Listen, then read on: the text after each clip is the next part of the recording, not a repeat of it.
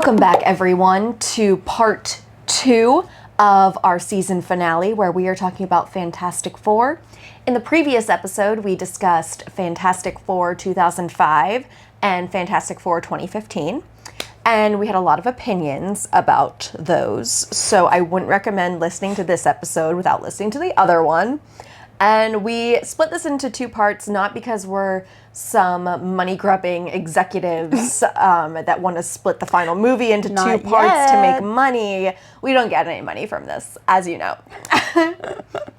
But we did have a bad storm and 2 golden retrievers with a lot of anxiety, and the power cut out, which cut our recording because the camera was plugged into the wall and we lost like half of our footage. So we said we're gonna take a break. We're gonna take a break. Laurel and I ate Chinese food and watched a movie, and now we're back 2 days later to record part 2 for you all.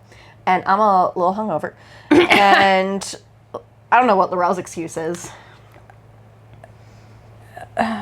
She's distracted by her flirty new haircut. Yeah, that's right. Toss. Toss, toss. I'm so mad I didn't have mine before that we would recorded. be so great. I be said, like, you know what'd be great is if I just change everything and make it look like a great deal of time has passed between our last recording and this one, even though it's only been 2 days. Yeah, I think you should that do would some be funny. old age makeup. I think that would have been magical. Oh, man, add a few like gray streaks. Yeah. Like Mr. Fantastic. Like Mr. Fantastic. Mr. Fantastic. Tying it all together. Tying it all together. Because we're professionals. So I'm just making some notes. Don't worry about it. Don't worry about it. this is our season finale. What are you? What is that guy's name who plays Tony Stark? Oh, Robert Downey Jr. Thank you. I was like, Richard Dean Anderson. That's not him. That's not even close. Robert Downey Jr. Oh my God, it's Robert Downey Jr. It's Robert Downey Jr. It's Robert Downey Jr. Okay. Locking in. Locking in. So we are now going to talk about Fantastic Four, the 2025 iteration, starring Pedro Pascal, Joseph Quinn, Vanessa Kirby, Ebon-Moss. Wait, who the first one? Pedro Pascal. Oh, that person. Pedro Pascal. Yeah, I didn't recognize it when you said his name. La the other Playa way. awaits. La Playa. Yes, it does, Pedro. Yes, it does. That means the beach awaits. Thank you. I thought you were saying Spanish. playa. No. La Playa. El Playa on La Playa.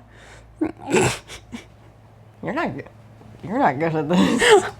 What? I'm amazing. Were you Ooh. homeschooled? I'm sorry, I wasn't who's schooled. texting you? It's just my boss. Don't worry about it. Fridge stuff. It's fine. I think you should read it out loud on the podcast. I already cleared out of it. I can't find that anymore. Hang on. What app was that?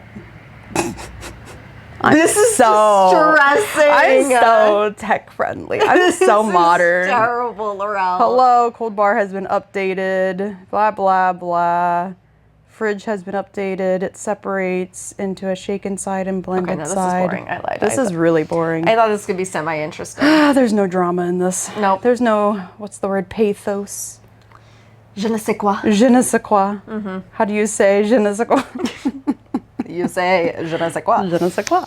Okay, yeah. Anyway. You told me to read it, so I said, yeah, I thought it would be give interesting. the people what they want. Tell your other job to be more interesting. Like me. That's just a hobby. This is my job. Get up. Oh, you're about to get a Guz Bob right now. I'm about to give you a haircut. We end the episode and I have an Amish-style bowl cut. Oh my word. All I need is a bowl and a pair of scissors. That's all it takes. It's that easy.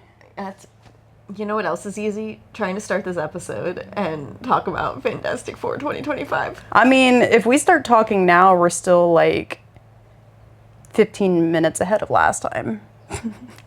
That's true. It's very true. I started editing part 1. And did you? It's been challenging. I wanted to get it out by this upcoming Wednesday, like I said. Looking forward to going to. Yeah, the people are waiting with bated breath. Yeah, all 2 of our listeners from hell. There might be 3 up there, down there by now. It could be Maybe 3. there's one in heaven. Who knows? I doubt Someone it. in purgatory? I doubt it. Purgatory? Valhalla? Valhalla.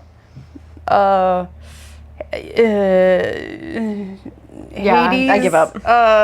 What's the fields where The the heroes underworld. go? The field where the heroes go in Greek mythology when they die.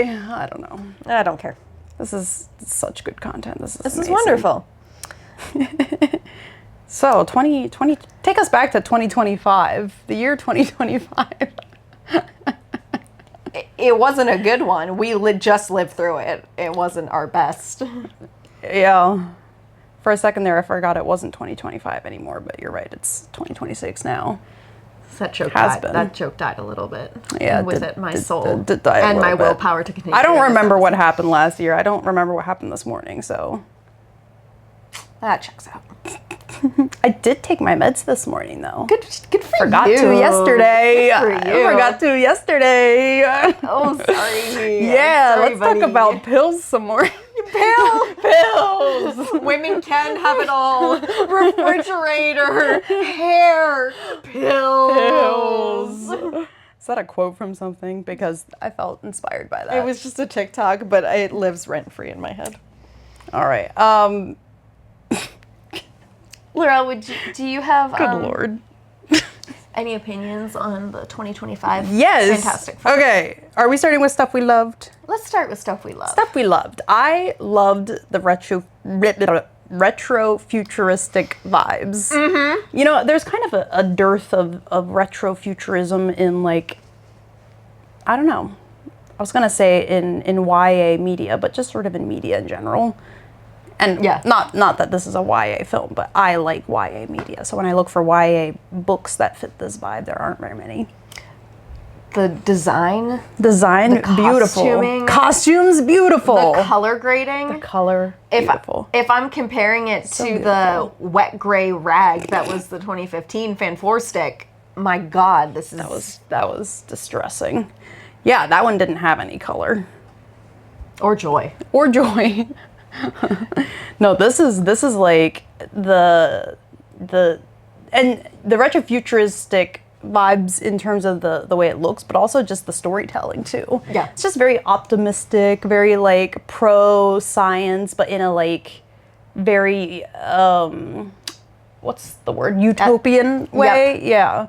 Kind of silly at times, but just cute and takes its storytelling seriously even in the silly stuff. Yes. You know, like within the world. I don't know, it's just fun. It was a lot of fun. In my notes, I had compared this to the most recent Superman movie. Oh yeah. Where are your notes, girl? They're right here. Up there in your iron They're right trap? here on the other okay. side of my leg. Ew, a white background? I think Black doesn't crack. I love giving you stuff I know you're gonna edit out. oh my God. This is better. I'm just saying. I lost my train of thought. God I'm damn it. so sorry. You said it reminded you of the Superman film. Okay, yeah. I just felt a lot of emotions about how non-cynical and hopeful it was. Yeah. Like, I had a really good, I'm just going to read what I wrote Do it. verbatim, but I wrote, the superhero genre does really well with either a fully cynical, wink-wink Deadpool approach or a fully sincere melodramatic approach.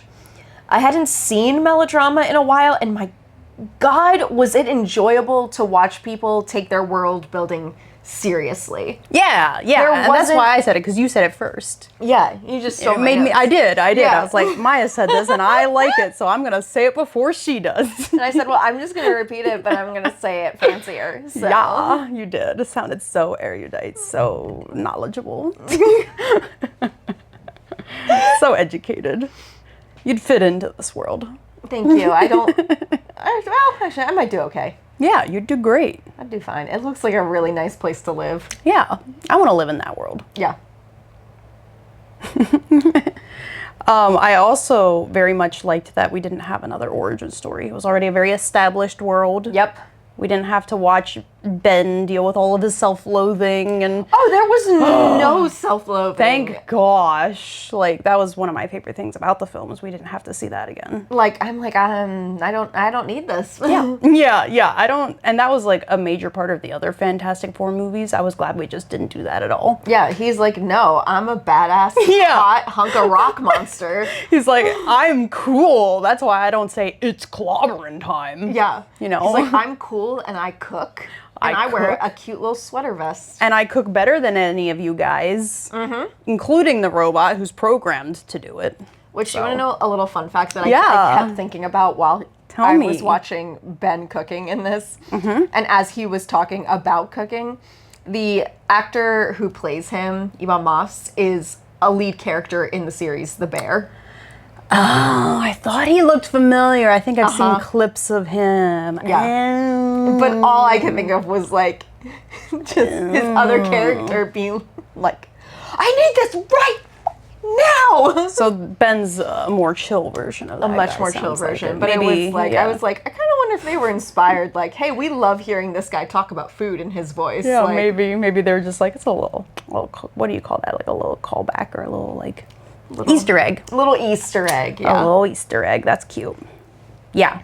And that like brings me to one of my other things that I really loved was that instead of Johnny and Ben being enemies and Johnny just being an absolute massive jerk to him all the time, they're actually like a grade A asshole. Yes! Yeah. They're genuinely good friends. They give like brother vibes, which I just love, like their cute little family unit. It's so cute. It brought me back to like in the origins of the Avengers when we all like read fan fiction about them living in the same apartment, like dormitory style. Yeah. But I feel like it's not even like a found family sense in that sense. It's like just they are a family because like they are related to each other. Yeah. I don't know. It's just a cute little like unconventional but very sweet family unit. And it makes sense that they live together and do their superhero shenanigans and fly around in their flying car and save the world. Can we talk about Sue Storm? Yeah, let's talk about Sue Storm. I'm kind of curious. Yeah. Freaking loved Sue Storm. Okay, great. I was like, yes, ma'am, lead me. I am in the mood to be led. Lead me into a better world and a better future. I would vote for her. I'm like, you're given like emotionally healthy Katara from Avatar: The Last Airbender. Yeah, you're kind of right. Yeah, like powerful, but also there to uplift other people at the same time. Yeah, okay. I just loved her. Dare I say motherly, but not in a demeaning way, diminishing way. Like, because I read Vanessa Kirby said, like, she's like, I did take the through line because she's pregnant for most of the film, and then she literally has, and I'm so sorry because I think I talked about this last time, but I think it's one of the most I won't remember. Unique and interesting and really beautiful birth scenes. Oh yeah. Like, not that it didn't have like the yelling and like the pain, but like just the aspect of it being anti-gravity and the. I wonder if that's a better way to give birth. Maybe. Does it hurt less? You know, like when they do a water birth. Maybe. Actually, this is the most that I care to talk about it. I'm no longer interested in exploring. Why are you asking these questions? I feel like you don't want the answers I don't to actually want to answer any of these questions. But yeah, as birth scenes go in movies, frankly, I wish there wouldn't be any. But if they are going to be in there, that was an interesting way to do it. It was interesting and it was really beautiful and touching. Yeah. And it added like a whole other layer of tension because they were also like fighting for their lives. They were fighting for their lives, but there also weren't weird jokes about the birth. Like, it was just very practical. There wasn't anything demeaning to the character of Sue Storm. No. And being a woman in this whole movie. Yeah. And I'm like, oh, look how easy that was to do, apparently. Yeah, okay. And I think I said this last time too, but like focusing on the actual useful parts of their powers, but especially for Sue Storm, like focusing on the fact that she can create these force fields, which is massive. Yeah. And also that she can like turn their entire ship invisible instead of turning herself invisible, which in my opinion, has some problematic implications to begin with, because, like, why is your power as the only woman on the team to not be seen? You know, like, that's a little weird. That's a little weird. I don't know. Maybe I'm overthinking it. But I think I just really liked that they stressed a different and more powerful aspect of her powers in this movie. Yeah, it wasn't she turned invisible and had to take all her clothes off. Oh my gosh. What do you mean she didn't have to take her clothes off? Oh wait, I guess she did take her underwear off. To give birth. To give birth to a child, yeah. But it wasn't sexualized. Nope. At all. I love They respected her. I love the blah, blah, blah, blah, blah. Yeah, I loved that too. I love the relationship between Sue and Reed in this one as an established couple. Yeah. I mean, I also am biased, but I think Pedro Pascal just does tender, soft, brown-eyed father figure so well. He's kind of perfect for the role of Reed. Like, I love Ewan. I've forgotten already. I love him the most probably as Reed, but Pedro Pascal. Very close second. Yeah. Very close second, because he does bring out those aspects of the character. And also I like that they sort of explored his anxieties as, like, the leader of the team and, like, a husband to, like, a woman who's giving birth, and they don't really know what that's gonna be like. Yeah, and like, they don't know what kind of superpowers their child's gonna have. They don't know what kind of, like, superpowers their child's gonna have. He doesn't know how this is gonna affect, like, their team dynamics. He's kind of feels responsible for the team and for the actual entire world. Yep. Like, I liked that they kind of looked at that. That was kind of cool. When he said, it's my job to think of the worst possible thing that could happen, I felt that. Maya was like, that's my job. I was like, me? Is that what I do? I was like, oh, wait. Unfortunately, we don't always get paid for doing that, but, you know. To be fair, I don't think Reed was getting paid either, but...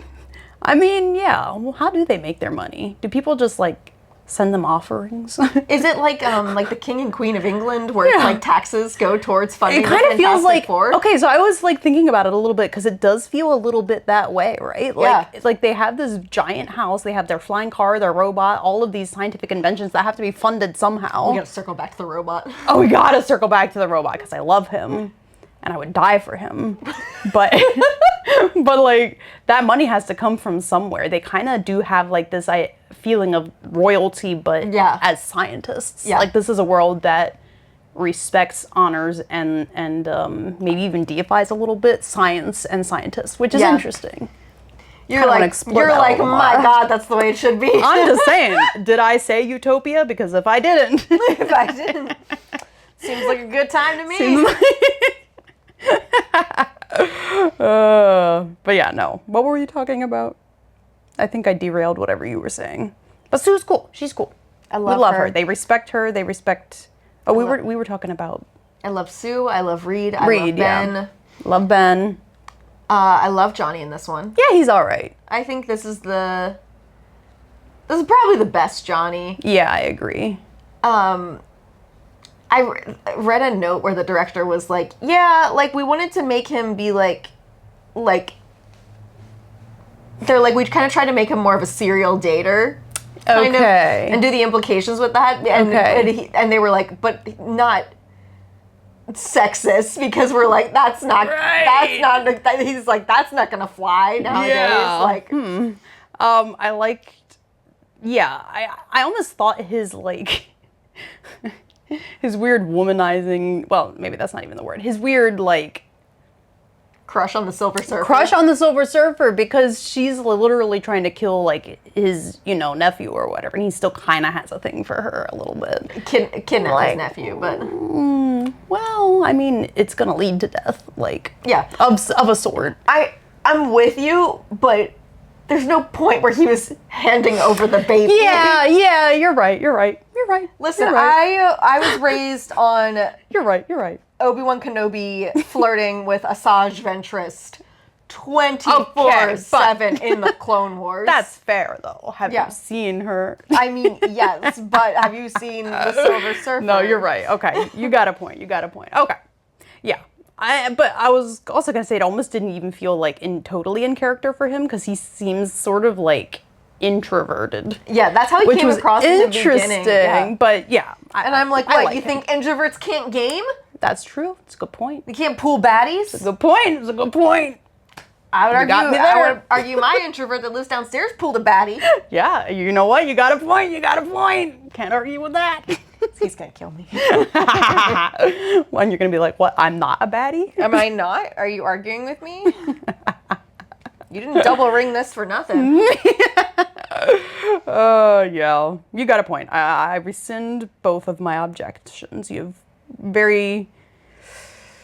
what's the word? You can do it. Skillfully. Thank you. You very skillfully shot them both down, so... Thank you. I tried really hard. Wow. Good job. Like the Silver Surfer, just... Poof, poof, poof. I mean, it was pretty fun watching her ride. She's on scary. Sound waves. Yeah, or not okay. sound waves, sorry. The waves in the wormhole, or when they were traveling through space, and she's like riding the waves of the time. I'm like, this is great. Okay, so Galactus is scary. Like, I know we're just kind of jumping around a little bit because that's what we do. That's what we do. It's but our season finale. She is arguably scarier than him because he's slow. Yeah. She's fast and she can phase through walls. Like, how do you stop that? She's coming for your baby, and she can go through walls. Cannot be stopped. Terrifying. I'm guessing they had to be inspired by the T-115 from the Terminator movies. That's my guess. Yeah, that would make sense. But shit, I had thought. It's a good thing she was morally ambiguous, because if she was fully evil, they'd be cooked. Oh yeah, they'd be so cooked. So cooked. she could have eaten the baby. It's disgusting. And she would have. You know what's gonna stop her? She'd be like, oh, little Franklin snack for me. Franklin is an excellent name for a baby. Yeah, that's cute. Little Franklin, baby Franklin. Am I jumping around too much? Do we need to focus on like a specific character? I just had a thought and I can't remember what it was. Okay, Galactus, Herbie the robot. Herbie. I would die for him. Yeah, I would lay down my life for that tiny little robot. He reminds me of Wall-E, and that's the highest compliment. There's a little bit, if you watch, I think it was the after credits scene, where he does like a little lullaby or something, I forget, and then he trills like his little robot voice, because he doesn't speak, but you can tell he's saying time for bed. Like, you can hear it in the way that his voice goes up and down. I was like, that is crazy. Wow. Just wow. What a great... Can you tell we hated this movie? Yeah, we hated it. Clearly Terrible. The worst of the three. Does that mean, do you have more that you want to talk about that you loved? What else did I love? The soundtrack. Did we talk about that last time? I thought the soundtrack was so fun. It was beautiful. Yeah. I think it blended so seamlessly into the world that it did not even register with me. It's so retro-futuristic. It has like elements of being from a TV show, which is sort of, what do you call that, meta, self-referential? Yes. Yeah. And then like they also have an in-universe cartoon show about themselves that has like a theme song, which... And it like fits in with the overall soundtrack of the film. Just this beautiful synthesis of music. I actually went and like added a couple of songs from the soundtrack to my Spotify playlist. As you should. Yeah, none of the other movies deserved. like, yeah. I mean, the 2005 had, it was okay. It was good. Had some dated bangers. Yeah, it was some decent, like, traditional cinematic music. Yeah. It wasn't anything that was really like, ooh, wow, you did something new and interesting there. Did something exciting. Yeah, something exciting, something unique. No, it didn't have any of that. But it was good. Yeah. Serviceable. Maybe even a little better than serviceable. But this one elevated the film with its music, which is hard to do, and I love to see it. And so we appreciate you. we appreciate you, whoever you were. I think one of the things that really stuck with me in this movie was just the emotional core of the movie. Of just the... I'm trying to figure out how to explain it. The level of sacrifice for your world, for your community, without giving every part of yourself. I just thought was really beautiful. Like when Sue walked out with Franklin in her arms, and she's like, basically like, no, I'm not going to sacrifice my baby to save the world, but I'm not going to sacrifice the world to save my baby. Like, we're going to fight to the end, and we're going to figure out what to do. She's like, I love every single person. And that's when I was like, do you have my vote, Madam President? She's like, you you are also my family, and I will also fight to protect you. Like, I wouldn't trade any of you to save the world. Yeah. And I just like, that just got me. And then... And it was also very well handling the situation, too. Yeah. She turned an angry mob into, like, a group of supporters. Like, Yep. You see why she's in the political scene in this world. And at the end, literally when the Silver Surfer came in and broke the gates, like, my jaw dropped. I know, like, I wasn't expecting that. The stakes were suddenly right back up. And I was like, it was fun. I was mad at her. It was fun to be watching a movie where, like, the stakes felt high again. And, like, we talked about this last time. You're like, yeah, I know they're not going to destroy the entire Earth. But I'm like, this is Earth 382. Yeah. Like, I'm like, we don't know that. That's true. That's a good point, because the first time we see the Fantastic Four within this cinematic universe is when they are appearing in a different dimension. Yes. When they're teased at the end of Thunderbolts. Yep. So that's a good point. It could have been like their world actually was destroyed. I didn't think about that when I said they're not going to destroy their world. Maybe they could have. Do you know how many planets Marvel has destroyed within the multiverse? At least one. At least one that we know of. At least one that I can... Oh, maybe at least two. They definitely destroyed at least one in the Marvels movie. Mm-hmm. That got glossed over. Anyway. A lot of things have been glossed over recently. Yeah. Like a Krispy Kreme donut. Yeah. Unfortunately, Marvel as an organization doesn't seem to care much about continuity. No, they do not. But maybe they're working on bringing that back because they saw that they torpedoed their own fan base. Mm-hmm. Time will tell. This movie won me back a little bit. Yeah. By the end, I was openly weeping. Specifically when Johnny was ready to sacrifice himself, and he was headed to push Galactus through the portal, and he says, tell Franklin that Uncle Johnny loves him. Yeah. And then the Silver Surfer comes in and just like the slow motion swipe shoves Johnny out of the way, and is like, makes her sacrifice so good as payment, as atonement for the other planets that she helped to destroy. And she's like, well, my God, I will save this one. And I'm like, oh, so good. Do you think about like what happens on the other side of that portal though? Like they get yeeted to the end of the universe. He can't travel because he doesn't have a spaceship, but he's still like this extremely powerful ancient entity. Hungry entity, and she's there. Like, where's she gonna go? I mean, Do you think it's just extremely awkward? Yeah, I mean, she could probably outrun him. She's fast. Yeah. I doubt she eats anything anymore. She clearly doesn't need to breathe. She's like floating around in space, so. Yeah. I'm not too worried about her. I just imagine them having like extremely awkward, like small talk where she stays just out of his reach. It's like major spoilers, by the way. He's like, I'm hungry. She's like, I know. Do I look like I care? Do I look like I give a rat's ass about the fact that you're hungry? I have been listening to you talk about your infernal endless hunger for like hundreds of goddamn years. Shut the fuck up. You know what? Maybe she finally gets to say all the things she wanted to say, so it's all good. That's what I would do. Yeah. Does that bring us to what did we hate about this film? Yeah. I think it does. Should we say what we hated at the exact same time? Yeah. Okay. 1, 2, 3. Nothing. Yeah. Nothing. Exactly. Guys. Exactly. Marvel it's not a, slowly reeling me back in. Yeah. Like a sad, pathetic little fish that never learns its lesson. Oh my gosh. Keep getting thrown back out into the ocean every time. I'm like, it'll be different this time.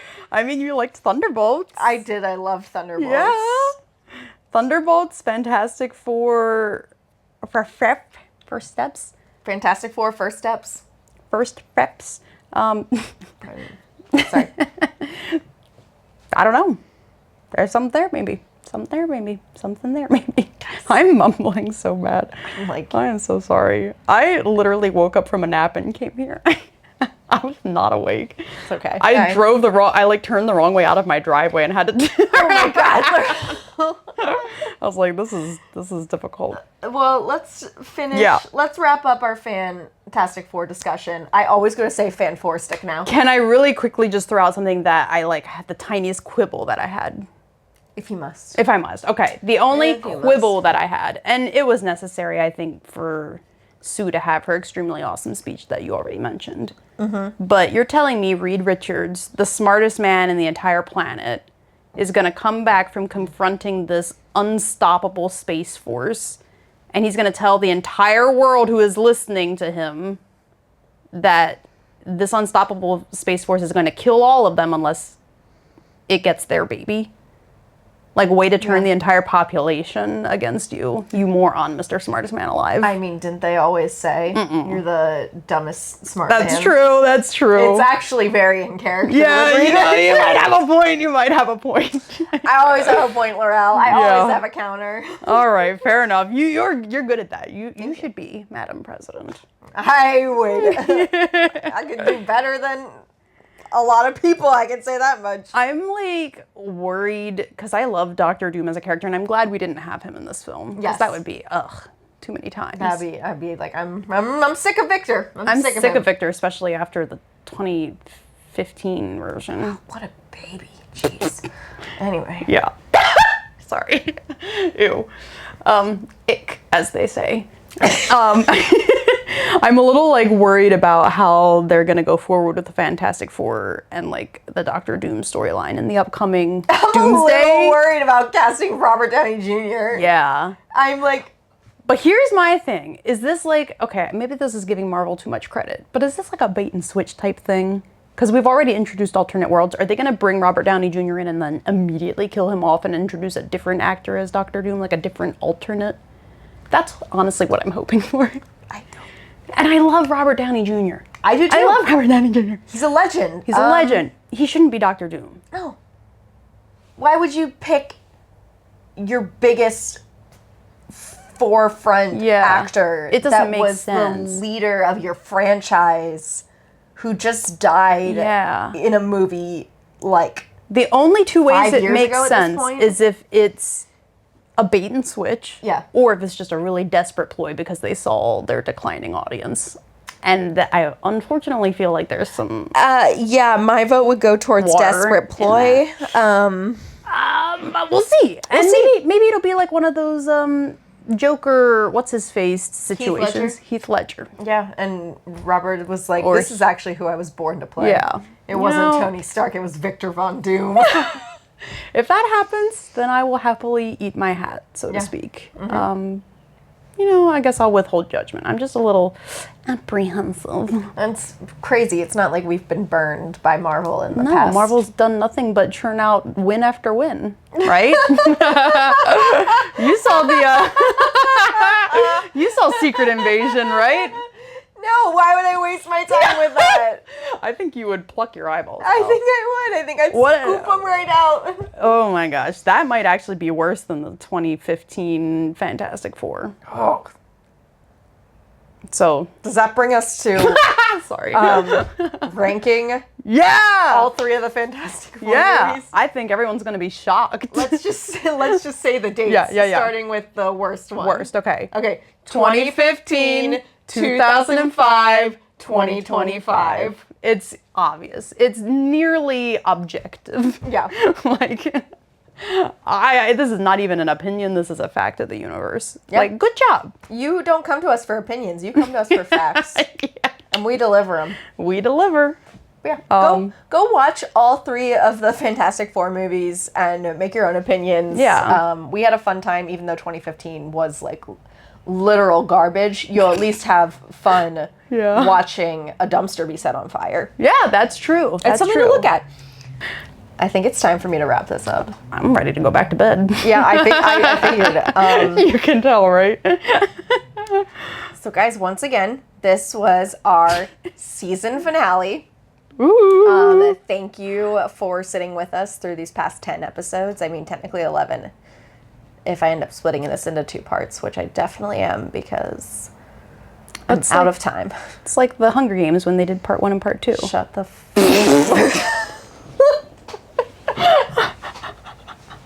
What?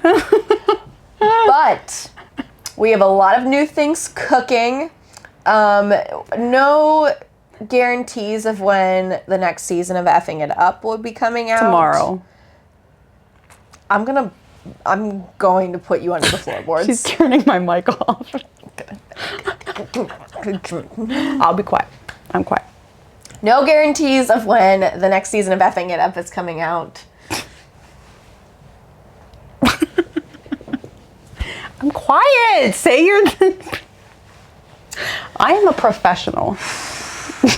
But anyway, we got a lot of fun new ideas in the works. So just keep an eye on the Instagram, on the YouTube to see what's coming out in probably 2027. I'll try and stay active on the Instagram and post things occasionally over the summer, but also Lorella and I just need a little bit of a break. Really We're long working nap. very hard. But we are so appreciative for everyone who listens the entire way through our episodes. We would make this show if nobody listened to it, but my God, does it feel good to know that a couple people do listen to it. So we appreciate you. We love you all. We will see you with some kind of project in 2027. And Laurel, will you help me finish it out? Let's do it. As always, everyone, keep it feral. Bye, everyone. Bye. Thank you for listening to another episode of Effing It Up. If you're enjoying these episodes, please like and subscribe. You can follow us on Instagram at _effingitup_ or on our YouTube channel where we post the video format of our show. If you have content that you want us to cover, we want to hear about it. Feel free to DM us on Instagram or leave us a comment on our YouTube channel. Thank you again.